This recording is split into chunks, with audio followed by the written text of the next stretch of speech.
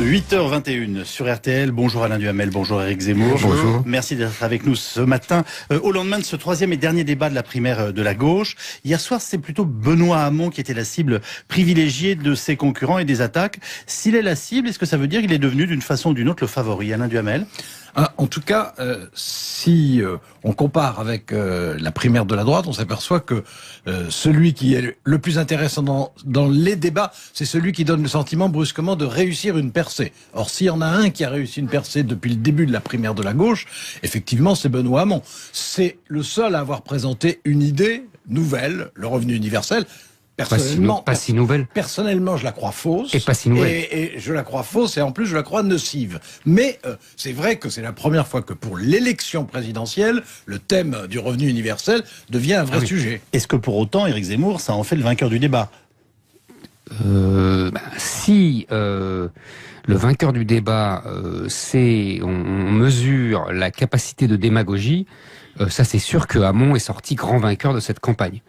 Maintenant, si... Montebourg était pas mal sur ce plan. Ah non, moi je trouve pas. Ah bon? Non, sincèrement, je trouve pas. On peut ne pas être d'accord avec Montebourg. Moi, je trouve qu'il était plutôt terne d'ailleurs dans cette campagne. Je l'ai connu plus. Là, on est d'accord là-dessus. Je l'ai connu plus flamboyant et plus brillant. Ah ça, dirons-nous. Non, voilà. Mais sur le fond, on peut ne pas être d'accord. On peut trouver. Moi, je suis d'accord plutôt. Mais je comprends que vous savez pas. Non, mais je comprends. Mais je veux dire que c'était pas de la démagogie. C'était une alternative protectionniste, étatiste à la politique libérale de la concurrence et libre-échangiste qui est suivie depuis 30 ans. On peut estimer qu'on n'est pas d'accord, mais c'est pas de la démagogie. Hamon, c'est de la pure démagogie. C'est pas la même chose, vous comprenez? Alors la démagogie n'est jamais pure, d'abord. Mais alors là, c'est de la quintessence, je dirais. Et ensuite, moi, ce qui m'a frappé quand même dans Montebourg, c'est que ça faisait très chevènement années 80. Eh ben oui, alors, c'est pour ça que je dis c'est pas de la démagogie, on peut être d'accord. C'est pour ça que je dis que, bon, enfin bref. Bah non, mais vous avez le droit de pas être d'accord, mais moi... J'ai le devoir. Non, parce que moi j'estime que la politique qui a été suivie depuis 30 ans nous a emmenés dans le mur. Et alors je vous dis pas que c'est de la démagogie. Chevènement, années 80. Eh ben oui, mais années 80, c'était pas si mal. Il faut qu'on tienne notre promesse. Il avait pas tort, et notre Chevènement. promesse, c'est que vous ayez la gentillesse de me dire, ce que vous avez retenu finalement au bout du compte de ces trois débats, et en commençant par celui qui vous semble être le plus favorisé ou mis en avant à l'issue de ces trois étapes et avant le vote qui a lieu dans 48 heures. Alors pour moi, c'est très clair, celui qui a été mis en avant par la primaire du Parti Socialiste et qui donc a progressé nettement pendant cette période, c'est Macron. Je l'attendais. Bien, donc c'est vrai. donc vous ne répondez pas. Mais si, parce que si vous avez regardé comme nous, évidemment, hier soir, le débat, le seul moment où ça s'est vraiment animé, c'est quand chacun d'entre eux a dû répondre sur Macron. Alors avant, c'était, disons, tranquille comme rythme, et là, brusquement, hop, tout le monde s'est mis au triple galop. On voit bien que leur passion, c'est de démontrer que Macron n'a pas déjà gagné vis-à-vis d'eux. Et que au sortir de cette primaire, celui qui s'est détaché, c'est Macron. Et or, Macron, il vient quand même de chez eux. Éric Zemmour. Là, on vient de dire le gagnant de la primaire, c'est Macron. Oui, je suis pas en désaccord. Je pense que le Parti Socialiste, en général, on a vécu deux choses. La première, ce qui est intéressant d'ailleurs, c'est que la campagne, finalement, a été utile. C'est que chaque candidat s'est révélé tel qu'il était. C'est-à-dire que Valls a commencé à gauche et ça lui allait comme des lunettes roses à un canard, et donc il s'est retrouvé sur son positionnement originel. Absolument. Laïcité, République, et c'est très bien. C'est là où il est devenu bon. Exactement, on est d'accord. Oui. Là-dessus, on est d'accord. Encore Chevènement, vous voyez, il ne nous quitte pas. Parce que là, bah oui, c'est un Chevènement au petit pied, Valls, hein, c'est évident.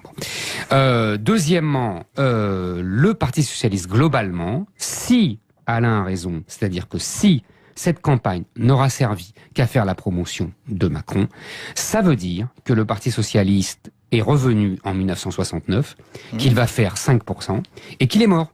Et que donc, on vit la fin, enfin, Je dis enfin parce que moi, je l'annonce depuis 2005 et que je suis ridicule depuis 2005 et que les élus locaux... Vous êtes lucide alors? Ouais, je suis lucide, mais vous savez, le problème, j'ai un problème avec les élus locaux. C'est-à-dire que moi, je vois les batailles idéologiques. Je pense depuis 2005, et d'ailleurs, ça m'a pas donné tort les débats de cette campagne, parce qu'on a retrouvé les clivages de 2005 sur l'Europe, sur l'État et la concurrence, le libre marché, etc. C'est les mêmes débats que lors du référendum européen 2005. Donc, je pensais déjà que le PS était mort de ses divisions, mais comme ils sont tous à leur gamelle locale et que donc ils ont gardé la machine et la maison commune pour garder leur gamelle. Sauf que là ils n'ont plus de gamelle, donc je pense qu'ils vont mourir.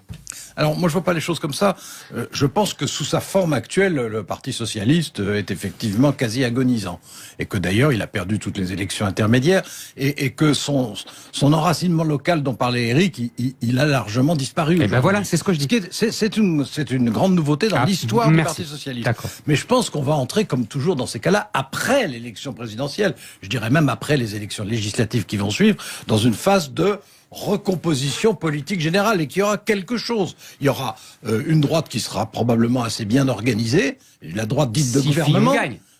Oui, bien sûr. Évidemment. Non, mais c'est important de préciser. Oui. Et en face, il y aura une opposition qui sera au départ dans un état absolument effroyable, mais qui, comme ça s'est produit après 1969 dont vous parliez, se reconstruira, mais sur des bases nouvelles. Deux, la question sera de savoir autour de qui elle se recomposera, parce que c'est pas la même chose si c'est autour de Valls, si c'est autour de Macron, ou si c'est autour de Mélenchon, ou de Mélenchon. De Mélenchon, absolument. Mais quand on regarde ce qui s'est passé, disons, depuis un mois, celui qui a progressé, d'ailleurs ça se voit dans le sondage, même s'il faut les prendre avec réserve, celui qui a progressé, c'est incontestablement Macron. Alors, Mélenchon est à un niveau élevé mais stable, et le Parti socialiste est à un niveau auquel je pensais hier, ce qui est peut-être un peu cruel, mais quand on leur a demandé, vous avez une minute pour dire quelque chose qui vous tient à cœur, ils ont répondu mourir dans la dignité, point de vue que je partage tout à fait, mourir dans la dignité, mais je me suis dit, mais c'est un autoportrait. Alors, je constate que ça fait 10 petites minutes qu'on essaye d'évoquer cette primaire de la gauche et qu'en fait, on ne parle quasiment que d'Emmanuel Macron. C'est-à-dire que non, on n'a pas parlé de Macron. C'est à contre-emploi. Puisqu'on y est, je veux juste qu'on y reste un instant.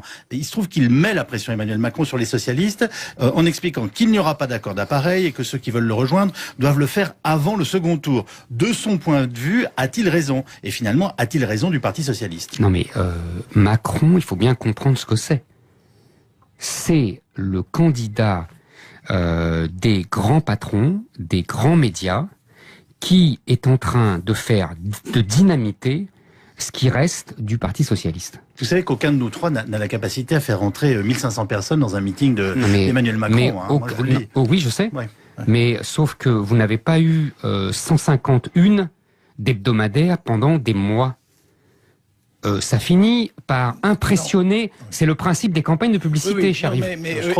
Yves mériterait certainement des nombreuses d'ailleurs, mais il les a pas. Mais là où je suis tout à fait d'accord avec lui, c'est que il y a un phénomène Macron bien au-delà des médias, des sondages, etc. Il y a la cause et les effets. Éric, il y a un intérêt pour Macron qui se manifeste tout à fait très au-delà des appareils ou des traditions habituelles. J'ai pas dit le contraire. Mais je dis pas que vous avez dit le contraire. Est un petit peu suscité. Non, mais on peut avancer une idée sans que ce soit forcément à contrario. D'accord, bon, pardon. Alors donc mon idée, c'est que il suscite quelque chose de façon inhabituelle dans des milieux extrêmement divers, avec sans doute plus de succès chez les plus jeunes et chez les plus optimistes que chez les autres, mais pas seulement. Non, pas seulement. Et que, en tout cas, ce qui est sûr, c'est que par rapport au début de la campagne générale pour cette présidentielle, la nouveauté, c'est ça. Alors, est-ce que c'est une bonne nouveauté? Ensuite, on peut en discuter, ça peut faire l'objet d'un autre débat. Mais c'est ça, la nouveauté.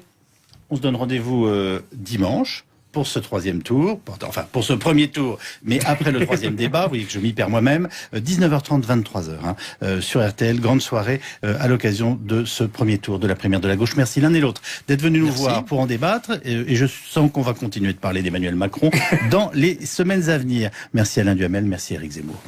Yves Calvi sur RTL. Des débats serrés pour mieux filtrer l'actualité. Dans quelques